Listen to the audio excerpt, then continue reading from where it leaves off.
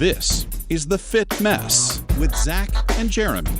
Anxiety is high for everybody right now. I know I'm feeling it. I know Zach's feeling it. I know most of the world is feeling it right now. This is something that we touched on briefly in our last episode. We're going to dive a lot deeper this week with our guest. We're very lucky to be joined by Dr. Marc Brackett. He is the author of Permission to Feel. It is an absolute game changer of a book. If you have not read it, please go to our website and buy it right now. There is a link on our website, thefitmess.com. But thank you for being there. This is The Fit Mess. My name is Jeremy. His name is Zach. What's up, everyone? So I think our conversation with Dr. Brackett is going to dovetail nicely with the last episode where Zach, you and I just sort of talked about anxiety, primarily your struggles with it over the years. Mine is always, as we've talked about extensively on the show, I've been more on the depressed side. But anxiety is running rampant through the country, as you'll hear from Dr. Brackett in just a few minutes. He's been doing research on this for the last few months. And I know it's been tough for you guys too, especially when it comes to this homeschooling stuff. And you've had a pretty exciting week with your kid among this COVID nonsense. Yeah, it's been great. So my wife works from home, and typically I go into the office and my daughter goes to school. So back when COVID hit, you know, my daughter and I showed up at the house. I'm like, hey, we're here. We go to school and we work from here now with you, and you're our office mate. And every hour I was, going downstairs trying to talk to my wife, like, how's it going? What are you doing? Just like, I just needed somebody to interact with. But so Natalie, my daughter, went back to school this week, and she physically went back. She went back to school last week. It's all a blur anymore. Yeah, all the days are just one day. They're all the same. So Natalie went back to school, and I've been going into the office because it's an office for 300 people and 4 people show up. Nice. So it's super, super nice. Like, it's probably safer there than it is here, because every time I leave my office, there's a gentleman who comes through and cleans after me. Nice. So I gotta get one of those for my house. I know, that's why I keep going to work.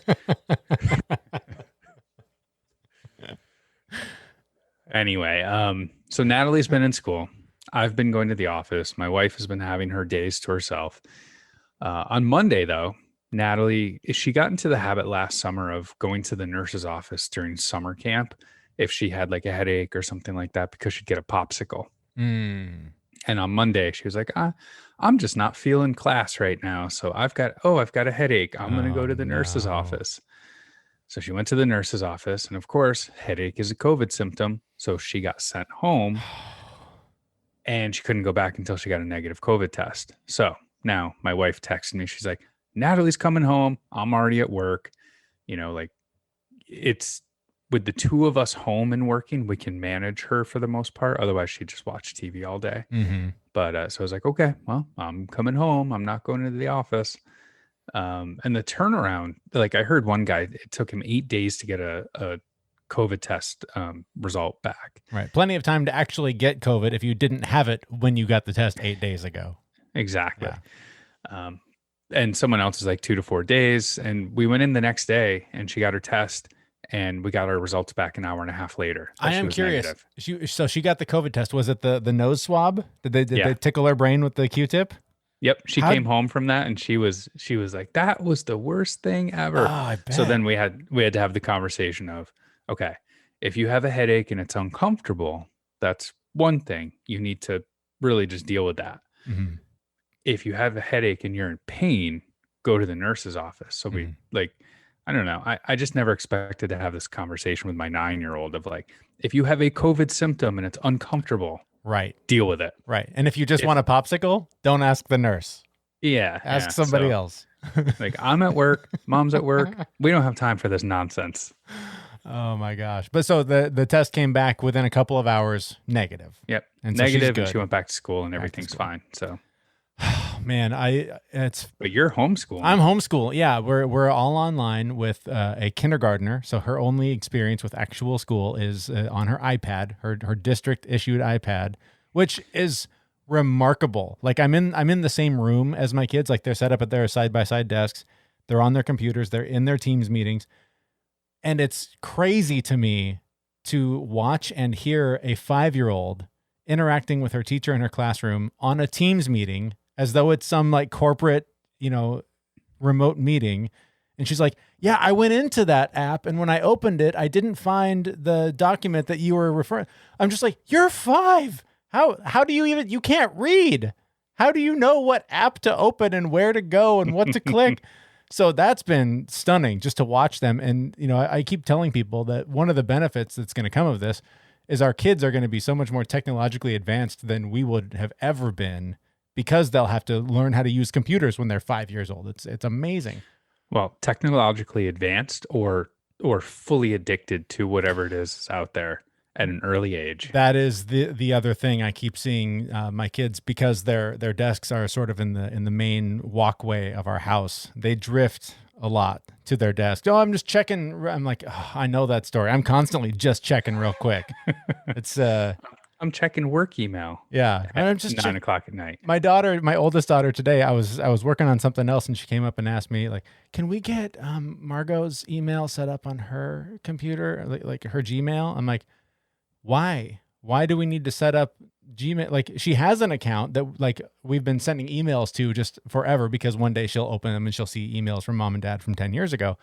Yeah. But my 5-year-old who can't read doesn't need to be able to open her Gmail and check her email real quick while she's this was just another dopamine hit for my older daughter to get on a computer and do something. So it's in full effect. The online addiction stuff is setting in quickly.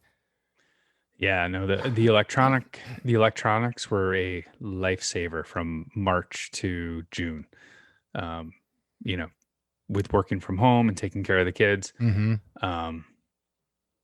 I am getting fearful that this is setting us up for some bigger problems later on in social development, addiction to phones.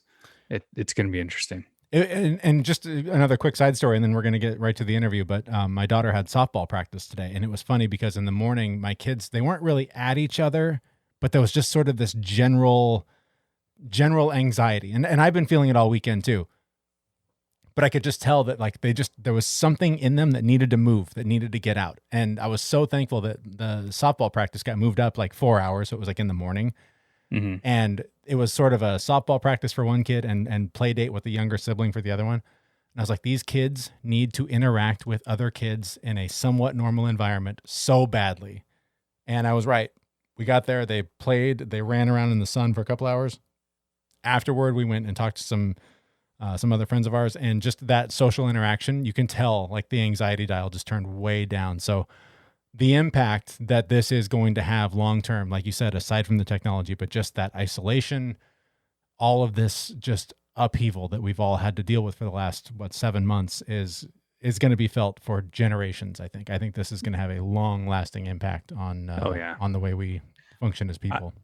I noticed, so my daughter's going back to school, and the difference in her just general happiness and her anxiety, and she's a different person. Like, it's amazing how much, like, going to school every day, and even though they're socially distanced, even though they're wearing masks, even though they're eating lunch at their desk, right? It's a very different school, mm-hmm. but she's there with other kids, and she's made friends, and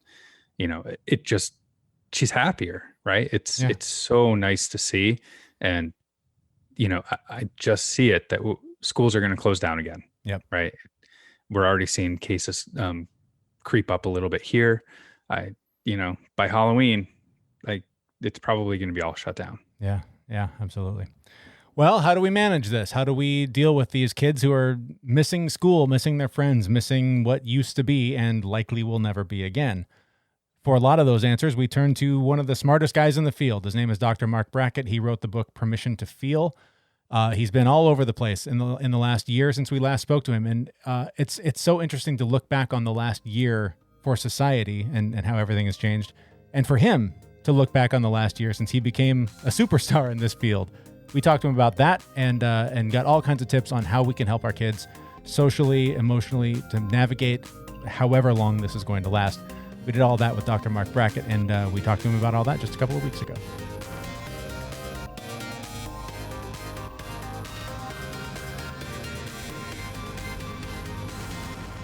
Let's start with the book and the last year for you. this thing hit the shelves, and then you just exploded into a huge star. What's this year been like for you with the success of this book? Well, I appreciate that. I would say that, I certainly didn't write a book that was intended to be useful during a pandemic, but I am grateful, that during these difficult times, I'm helping people recognize that they have permission to feel anxious, overwhelmed, scared, stressed, optimistic, hopeful, despair, frustrated, the list goes on. Mm-hmm.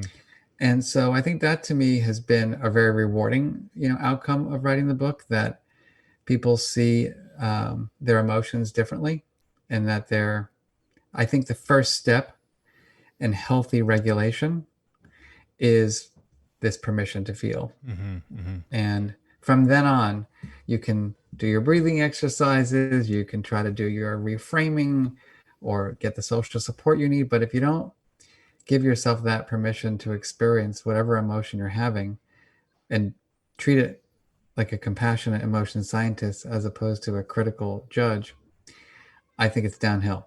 You mentioned obviously the pandemic. This has got to be, I would imagine, pretty fertile ground for studying how we manage our emotions in a crisis. Can you talk about what you're seeing? I imagine you're sort of using this as an educational opportunity. What are you seeing as you look into this? So we've done a lot of studies over the last 6 months. We've studied probably over 15,000 people across the United States. A lot of educators, because that's where my real work, most of my work lies. Mm-hmm. But people in the workplace, every kind of person, to be honest. And what we found, of course, is that everybody's anxious. Anxiety, if we ask people, tell me how you're feeling, anxious. If I say to teachers, how do you anticipate feeling when you go back to school? Anxious. If I ask parents about their kids, they're frustrated, they're bored, they're overwhelmed, they're anxious. I think what's interesting about our research is that we don't just ask people how they feel. We ask them, well, how do you want to feel? Mm-hmm. And what we find is that nobody wants to feel anxious all the time. I can tell them what that's like. So you don't want that. Why not? And so essentially they say things like, for teachers, we want to feel excited. We want to feel safe. We want to feel supported. We want to feel valued. And so a lot of my work over the last few months has been trying to get people to think about, how do you close the gap, bridge the gap between anxious, overwhelmed, and scared, over to not just forgetting about those feelings, but we can feel multiple emotions at once, Mm-hmm. right? It's not like you're only anxious. That's not really the truth. I'm anxious right now about a lot of things, but I'm also optimistic and hopeful and excited about things that I'm doing. So I think for us, it's about helping people hold multiple emotions as opposed to allowing one of the feelings, mostly the unpleasant ones, Mm-hmm. to have power over everything. Right. So you mentioned, teachers in your last comment, and, today is my daughter's first day of school, remote learning. Yeah. And there's a whole lot of feelings around that we've been processing for weeks now. And I've heard you talk in the past about integrating emotional intelligence into the classroom. Mm-hmm. And that's difficult to do in traditional settings. And now we are where we are, where everyone's remote learning. And a lot of that integration of emotional intelligence is falling on the parents, because it's really difficult to do over remote learning. Obviously, I'm asking really for myself here. What I charge for the therapy piece, just so you know. But anyway. But what can we do as parents to help integrate the emotional intelligence in this scenario where all the kids are learning remotely? Well, a few things. I think, one of my friends who's a principal of a school in Harlem, New York, she always says it's the people who make the school, not the building. Mm-hmm. And I really appreciate that mindset, because, I have a team of 60 and we've been able to interact, on Zoom. I mean, we don't love it. It's not my ideal. Although I really like doing these podcasts and presentations from my home instead of traveling out to the East Coast or West Coast or wherever it is It's a lot of wear and tear on your body. So there are benefits to online, interactions. And tools, like the mood meter, which is you've seen because it's at the heart of my book. It's the opening 2 pages with the colors and the words. There's no reason why you can't do a mood meter check-in with your class, through, remote learning. And people are doing it all the time. And, in many ways, it allows you to chat individually with students, depending on their age, to help them, with their feelings. So it can be advantageous because in a traditional class, it's harder to do that. I think for parents, using tools like the mood meter are just really helpful. Periodically, with rituals. So like in the morning, we're getting ready for school. So let's just check in. I think the harder part for that is that the adults, right, meaning the parents, have to be willing to be open and authentic with their kids. I think a lot of parents right now are hiding their true feelings because they're afraid that they're going to scare their kids by their own, overwhelming anxiety. And what I'd love to see happen is parents say, Daddy's a bit anxious today. I'm a little worried about this and I'm a little worried with that, but here's how I'm going to help myself manage my feelings. I'm saying to myself, we've got an amazing family. We have a healthy breakfast, X, Y, Z. And so you're modeling that the sharing of unpleasant emotions is not a bad thing or a scary thing. And you're modeling that you have helpful strategies to support you in managing those feelings. That's the ultimate goal. I'm curious, as the developer of the ruler method that is in thousands of schools across the country, that's not something that most parents are equipped to teach. And so that is something that's gone online. So if you don't mind, just kind of briefly revisit what ruler is. But then also, sure. I've heard there's one speaker locally in particular that talks about racial equity in schools a lot. And they have concerns about teaching particularly social behavior in school. Can you talk a little bit about how ruler is implemented and how, I guess, fair, equitably it is applied, or where sort of that research lands? Yeah, of course. I think it's a really important point because I think that in the wrong hands, like, for example, some people think that social and emotional learning is about controlling the underserved population. Right. Like none of us have ever written that in any of our, papers, and nor do we think it. It's the opposite, because what this work is about is helping people find the strategies that work best for them to support them in achieving well-being and good relationships and helping them achieve their dreams. It's not for me to tell anybody what they should be doing to regulate. My job is to help the child explore what works best for them based on their religion, based on their context, based on all kinds of things that are, about that child, not about me. Mm-hmm. So I think that's the hard part for this work, in that, we're used to teaching math and it's very kind of straightforward, and science is pretty straightforward, but social emotional learning is more complex because we have biases. Like, for example, I think everybody should do, hot power yoga because I like it. Right. But like, what the heck is up with that? Like, I've had the privilege of learning that and liking it, and I'll never do it again because who the heck nowadays wants to go into a hot room with people breathing? But, that was my past favorite strategy, but I got to learn a new one because I ain't doing that one anymore. Right.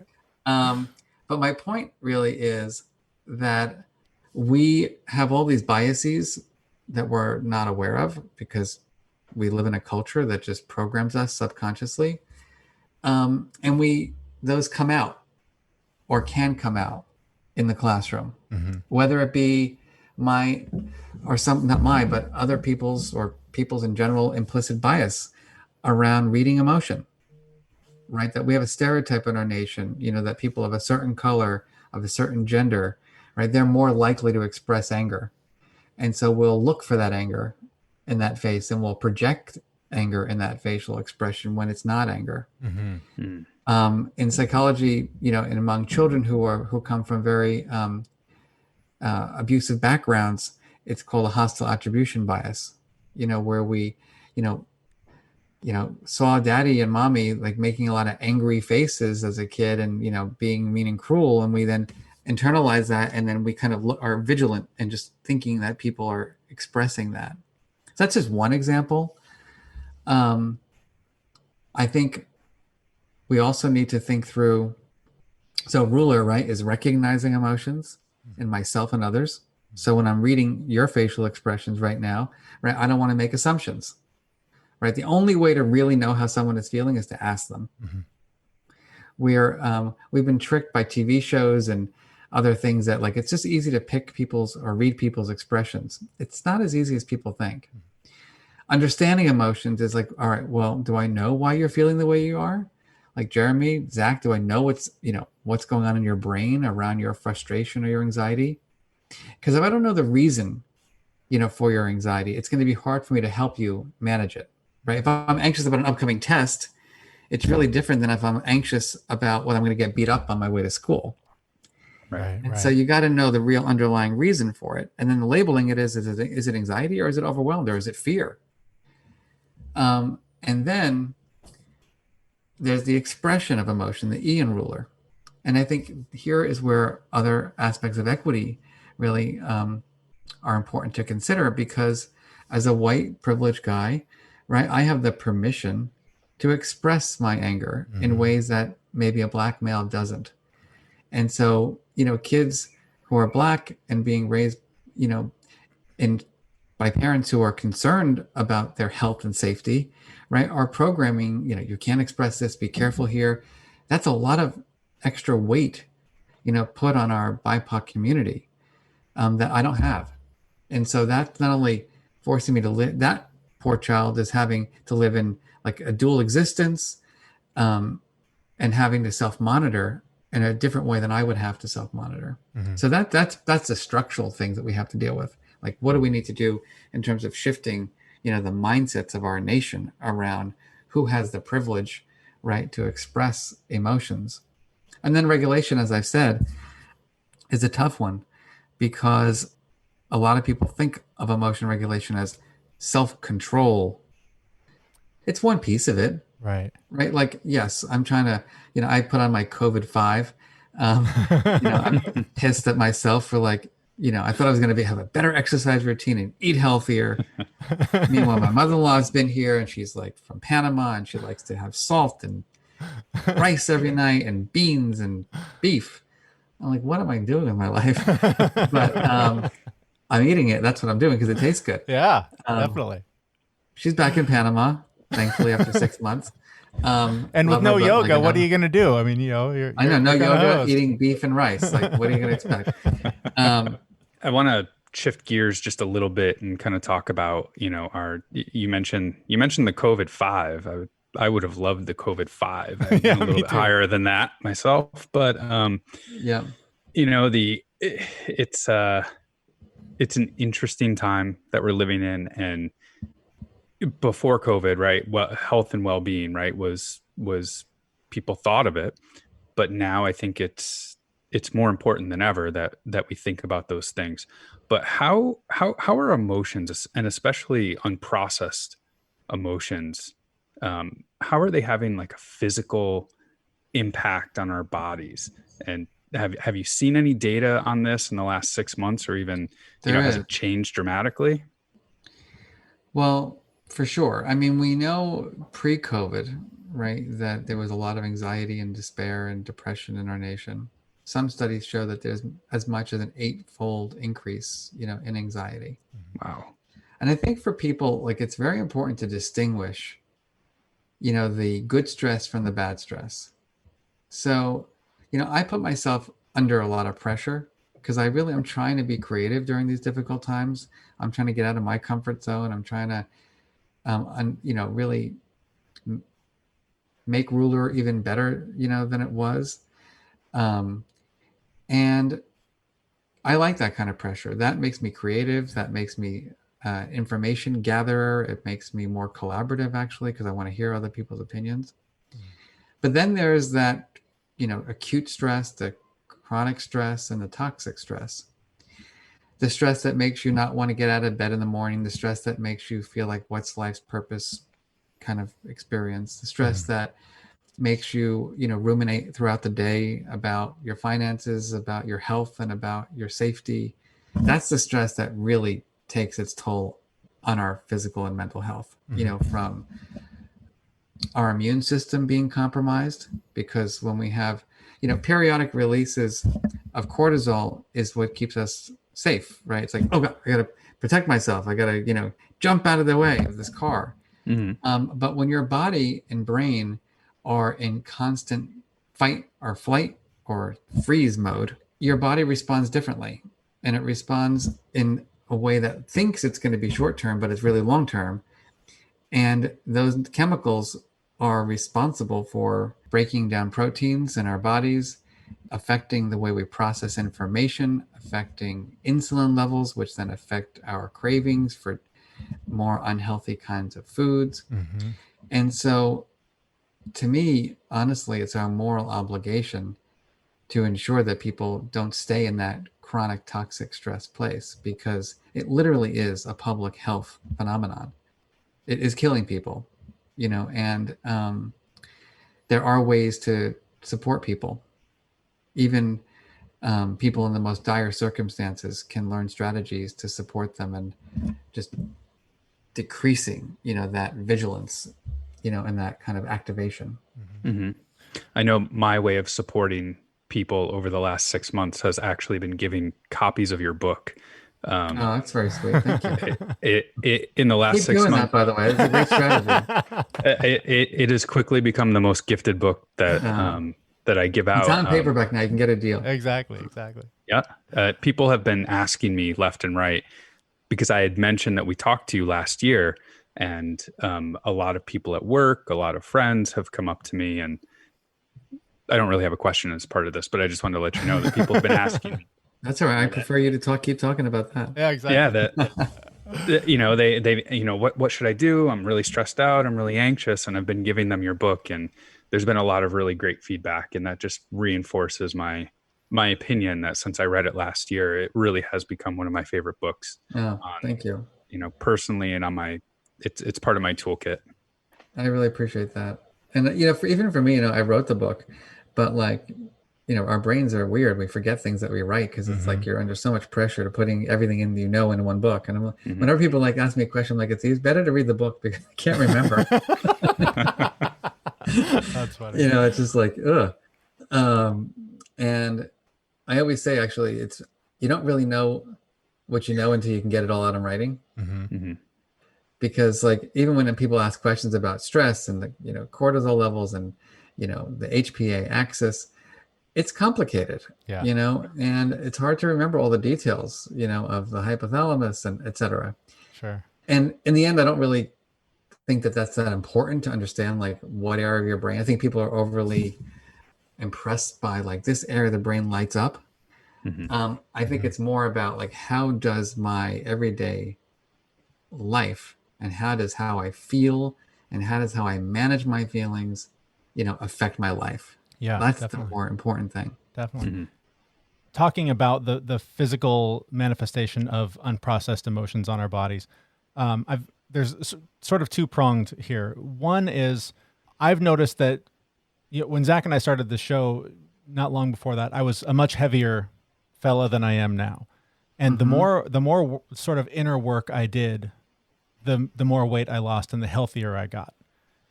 I still feel like there's work to do on the inside, and it's interesting because there's still some work to do on the outside. So there's always going to be work to do, so just get over it. Right, but I guess I'm curious how our body can tell us how we're doing with managing our emotions and our feelings. Can we get on the scale and go, okay, I've got 20 pounds to lose. That's a symbol that there's something inside that needs work. Is that too far? I think it starts with early habits. Okay. I feel very blessed. I was a very traumatized kid, as you know, from reading my book. I had, abuse. I had terrible bullying. I had familial challenges. But the one thing that my father did right was he dropped me off at the karate studio. Right. And I was blessed that this teacher was actually a pretty good guy. And ended up being actually a wacko, but that's a whole other story. Because I got very good at the martial art, and then it became threatened by me. Wow. Because I wanted to move on to like go to study with someone else. So I was like, you don't know what you don't know. Right. And then you're like, I got my black belt, and then I'm like, I went to a tournament. I'm like, oh my goodness, like that teacher's amazing. I want to learn from him. And that's when, really, it was a very interesting exercise in loyalty and emotional intelligence for me as I reflect on that. Because anyway, and my point about that divergent story is that although my automatic tendency in the morning is be like, Marc, you need more rest, stay in bed and just do nothing. Right. I have this urge to move and exercise. And I think we have to learn how to build those habits as early as possible in our life, because emotion management and health management is a life's journey. And it's easier when you start these habits early on. Right. So yes, and also, by the way, related to the inner work, I feel like, I've had so many years of therapy. I spent 25 years of my life now as an emotion scientist and writing things and researching things and curriculum development. I must have done at least 10,000 presentations. And then I'm like, nasty to my mother-in-law. And I'm like, like my partner, like we're like, all right, when are you leaving?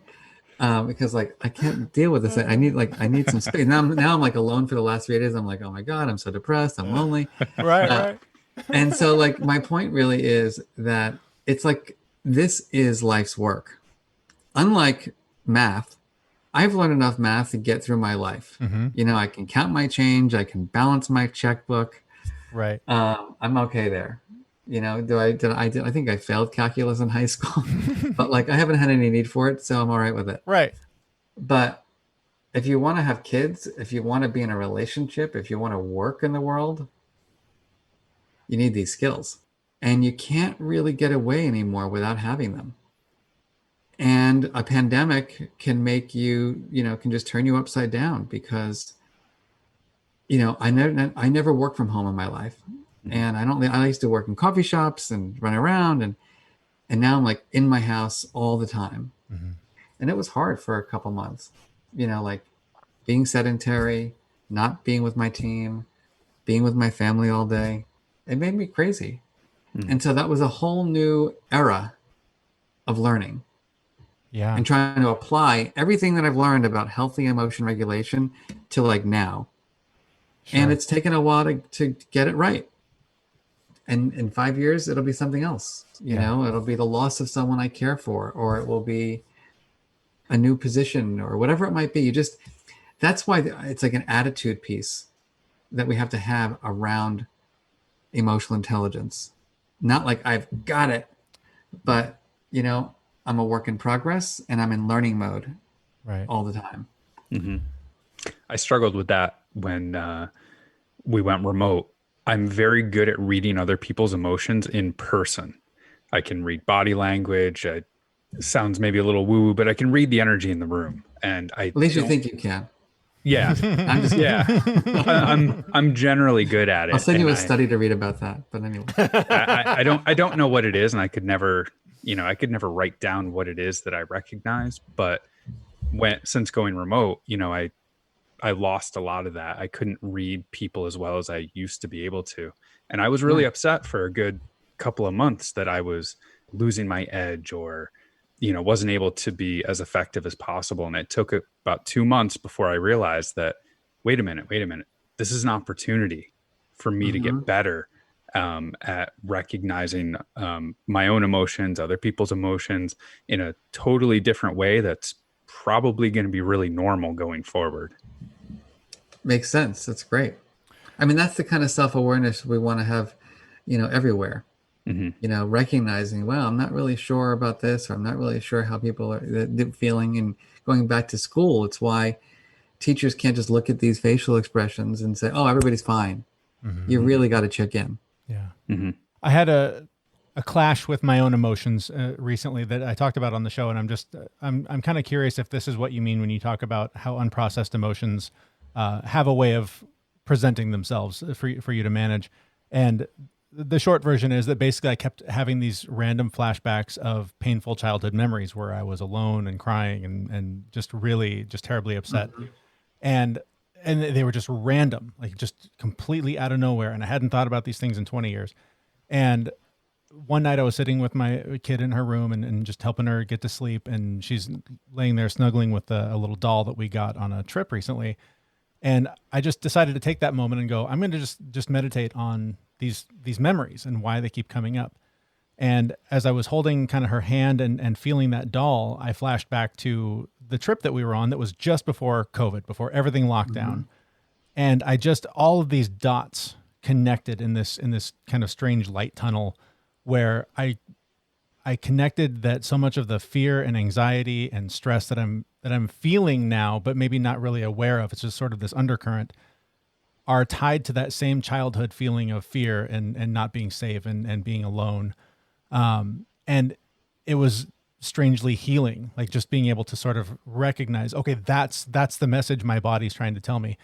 Is that in line with what you say about unprocessed emotions sort of forcing you to deal with them eventually? We're going to do a whole nother session on this one. I think it's partly that. I just think that, our emotions are triggered by our senses, and that maybe it's sight, smell, touch, cognitive memory. But I think what's beautiful about what you shared is that, you gave yourself the permission to just go there. You didn't be like, that's bad, I don't want to regress or transgress, right? You were like, I'm going to meditate on this. I'm going to reflect on this. Yeah. And treat it as an experience, right? Not as something that has power over who you are as a dad and, makes you have to feel bad about yourself. Right. And that's the distancing. That's an important strategy actually, which is, called psychological distancing, where you can distance yourself from the experience and not allow the experience to just like take over, but learn from it. Like I have a similarly in my here, all of my control issues, which are, according to my family, like they can write volumes on them, have come out during this crisis. And so if I feel like I ate shit, I yell at everybody else about what they're eating, right? Yeah. If I feel lazy, it's like, oh, you don't want to exercise anymore? It's like I just project onto everybody, and I'm even aware of it when I'm doing it. I'm like, Marc, come on, you're the director of the Center for Freaking Emotional Intelligence. Like, come on, you can do this. You can do it. And then I'm just like, I can't do it some nights. I'm like, and so you got to give yourself the permission to fail too, and you got to give yourself the permission to apologize. And you got to give yourself the permission to forgive when other people make mistakes, because this is hard stuff. And it's like, why, there's actually good research on this. When people they did a study where people who held grudges versus people who forgave, and they asked them literally jump in the air after they wrote the grudge letter or the forgiveness letter. And the forgiveness people like jump like 6 inches higher on average than the grudge people. And so like literally writing about forgiveness, like just makes you lighter. That's insane. Yeah. So there are, physical interesting benefits to these, to not being so self-critical and having much greater self-compassion. Yeah. So I just took away from that I'm going to write a forgiveness letter right before my workouts right. So I can get a little extra in there. There you go. So I've go to Dunkin' Donuts afterwards. Yeah. Right. You don't have where you guys are on the West Coast, right? I'm on the East Coast. Oh, you are? Okay. I am. I used to love Dunkin' Donuts. I dropped a whole bunch of weight a long time ago, and I used to get an extra large coffee with extra sugar and extra creamer with a French vanilla shot, and I had that every morning. And a glazed donut or a muffin. Yeah, and I experimented when we moved back to the East Coast. I went and ordered one and took one sip, and I almost threw up. It was I can't even imagine. Sugary. I couldn't stand it. But I don't go to Dunkin' anymore except for just coffee with cream. That's There it. you go. There you go. You've elevated your coffee experience. Yes. I have too, by the way. I'm a Seattle coffee person. Oh, there you go. Yeah. So that's where I am. I'm in Seattle. I know. Well, Victrola is where I order my coffee Oh, from. yes, very nice. That's the stuff right I there. don't mess around.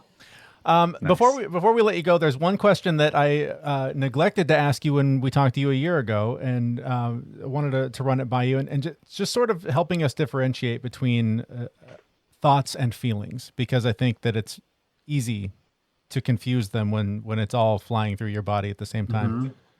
Probably the easiest way to think about it is like hot versus cold information, right? An emotion happens when there's a shift in your environment. You know, a car comes at you rapidly, someone says something mean or cruel to you, and your body goes into a response to that shift. And it has some kind of personal significance, and it may relate to your survival, to approach or avoid kind of a situation. Whereas thoughts just don't have that phenomenon associated with it. You know, it's a memory, and it's a different area of your brain in many ways that's operating. Yeah, so thoughts are cold cognitive things around just general information. The way I like to think about it is that people sometimes say, well, do you need emotional intelligence everywhere you go? I'm like, well, sort of. But the way I like to think about it is you're on the beach, you're sitting around having your pina colada. You know, if you like those, they have a lot of calories, by the way. They do. Having your Diet Coke and rum, which sounds disgusting, but anyway. You're just, chilling out. You're reflecting on life. You're reading a book, right? You're in this kind of like simple, generative, cognitive place. And then somebody kicks the sand in your face. And it's like, boom. That's the emotion, right? The emotion is that shift because of a stimulus, right, that produces neurochemicals, and it's associated with your thinking because emotions drive where we spend our attention, right?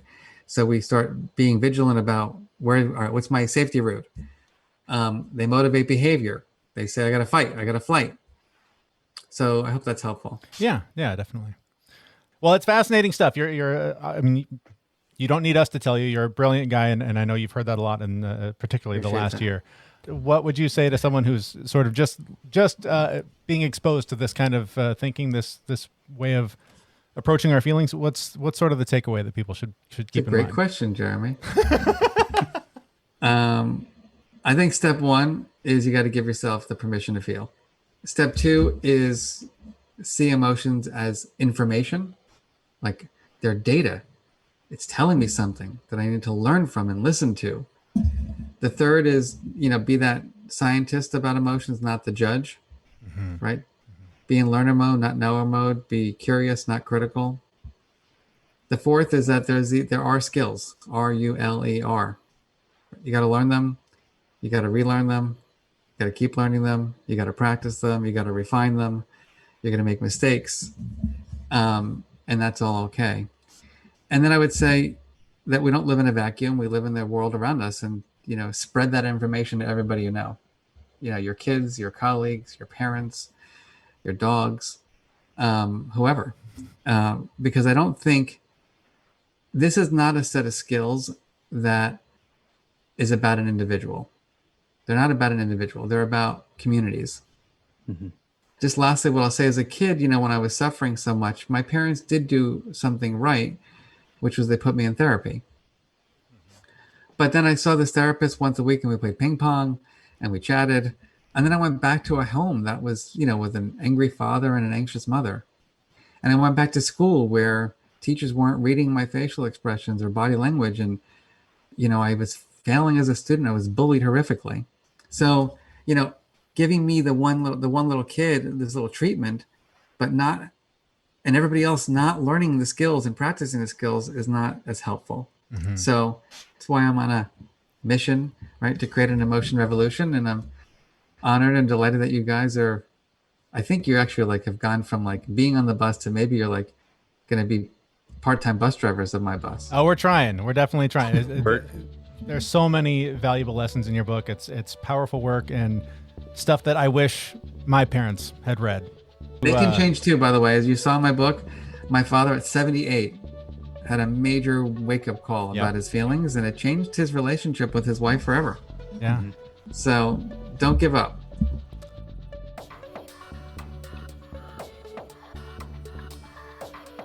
All right, that's Dr. Marc Brackett. He is the research psychologist and founding director of the Yale Center for Emotional Intelligence and professor in the Child Studies Center at Yale University. So sharp dude, knows what he's talking about, a lot more than we do.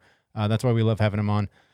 And especially, this just, like I said at the beginning of the show, this dovetails off of what we were talking about last week, just the anxiety on overload. I've spent the last couple of days just feeling generally on edge. There's just so much with just trying to keep it all together with school, with work, with, wherever you come down on the election that's coming up, everyone's really feeling anxious about that. There's just a lot going on in the world. So I know for me, it always helps when I hear someone like him saying, yeah, everyone feels this way. It's normal. You and everyone else. So I don't know, maybe that's just me, but I don't think so. I think generally when I can normalize a situation because other people are experiencing it, it helps me. Yeah, no, my big takeaway from that was, he is incredibly educated and smart in the area of emotional intelligence. And he made a couple of comments about how he missed signs of his emotions. Right. So even somebody as high as him in this field, even he makes mistakes. Right. So it tells me it's okay.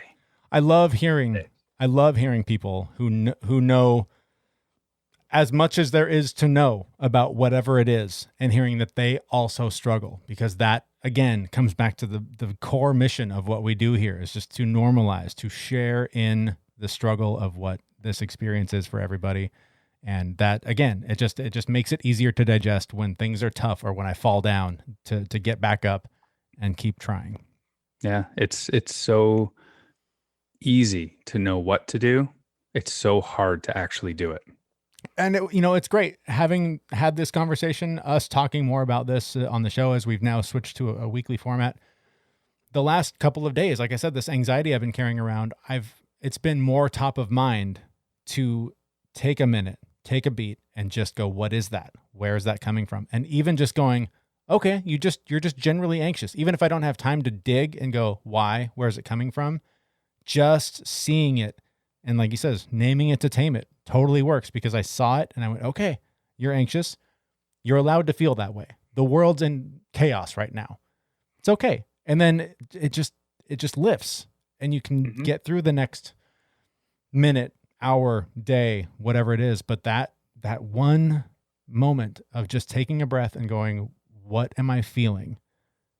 Again, just opens up the door to healing it and moving forward. Yep. Well, we're going to start wrapping things up here. Before we get out of here, we want to mention a couple things. One, we want to thank our sponsor, the Athletic Brewing Company. Throughout the recording of this episode, I've been enjoying the Run Wild non-alcoholic IPA. I think of what I've sampled, I think this is my favorite. This has become my go-to, the Run Wild. Again, non-alcoholic, tastes like an IPA. I don't miss the alcohol. I don't miss the hangover. I can drink a beer with no regrets. I can drink a beer while I'm working from home. It's the perfect work from home beer. It's been really nice to have these in the fridge. So thank you to Athletic Brewing Company for sponsoring us. Yes. And yes, it's almost October, and they have an Oktoberfest as now, well. You've sampled this. I have not. Tell me more about this Oktoberfest, because this is I believe 3 years sober for me. So it's been a long time since an Oktoberfest has crossed my lips. It took me by surprise, because I was getting so used to the IPA, which I really enjoy as well. Mm-hmm. But it was so delicious. It just reminded me of, all the times that we went up to a cabin during Oktoberfest and actually had Oktoberfest type beers. Yep. It brought back all of those memories. So Love it was absolutely delicious. And I'm sad right now because I drank the last cold one a few hours ago. And I was hoping to have one while we recorded, but I forgot to put one in the fridge. You ruined it. I did. You ruined it. As long as we're talking about making money and supporting the show, you can help support the show by visiting our brand new merchandise store. We just set it up a couple of days ago, and The shirts and the mugs and the hats and the whatnot are flying off the shelves. So get them while they're hot. There's a link on our website. Look for the little coffee mug. Click there. Buy till your heart's content. And that's a great way to support the show and to help spread the word, because people will see you walking around with our logo on it, and they'll say, hey, what's that all about? And you'll tell them all about us. And it's a great way to help spread the word and grow our little show. So we really appreciate your support there. And speaking of supporting the show, look for a brand new episode next week. Again, we've switched to a weekly format. And next week, I think we touched on this on a show that actually got posted several weeks ago. But Zach, you've been experimenting with the NAD treatments. Yeah. On our next episode, we're going to be interviewing Dr. Polonese, who was kind enough to inject me full of NAD a few times. And we also have a second guest who's going to be coming on, a gentleman named John Tubbs, who got NAD as well, but he has had a multitude of health issues, and he's talking about his experience and how much NAD helped him. So we actually have two guests on our next show. And I think it's going to be really interesting to hear sort of the comparison between your experience as a perfectly healthy person undergoing this treatment and somebody who has been on death's door and been offered this, and to see sort of the impact it's had on both of your lives. And like you said, we'll talk to Dr. Polonese, who initiated the treatment for both of you, about what NAD is, how it's beneficial, and how it could help you. We'll get into all of that on the next episode. It will be available on Wednesday. Until then, thanks so much for listening, and make sure you subscribe on whatever podcast player you use. We look forward to speaking with you again next week at thefitmess.com. See you, everyone. We know this podcast is amazing and does not seem to lack anything, but we do need a legal disclaimer. Jeremy and Zach are not doctors. They do not play them on the internet, and even if they did play them on the internet, they would be really bad at it. Please consult your physician prior to implementing any changes that you heard on this podcast. The listener assumes that Jeremy and Zach do not know what they are talking about, and that you will do your own research on the topics talked about on this podcast.